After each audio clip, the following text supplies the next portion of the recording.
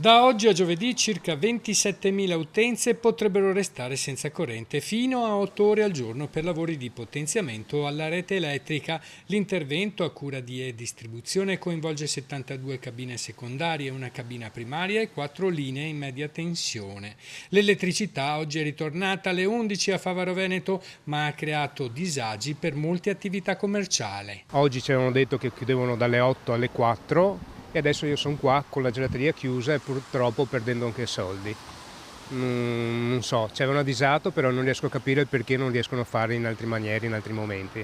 La zona interessata comprende i quartieri di Bissuola Est, Favaro Veneto e Carpenedo, dove sono stati affissi avvisi in 180 strade, coinvolti anche 22 istituti scolastici, in campo 80 tecnici, ma per la municipalità di Favaro Veneto i lavori andavano gestiti in maniera diversa. Non diciamo certamente all'Enel di non fare i lavori di potenziamento della linea elettrica perché sono necessari, però è evidente che questo modus operandi non è che proprio risponda ai criteri della correttezza, perché la gente di martedì lavora e di conseguenza ritengo che si potesse individuare un'altra data, magari di domenica, oppure se fosse possibile di notte. Obiettivamente magari la notte la gente non lavora e la domenica ci sono meno attività commerciali che lavorano. A causa dei lavori alcune attività hanno deciso di tenere chiuso e altri sono venuti nella loro attività commerciale, però visto che non c'era la corrente hanno chiuso. Penso qui al bar centrale, al bar da Gioia, al bar da Demetrio, Toccatì. Il centro commerciale della piazza sembrava un deserto,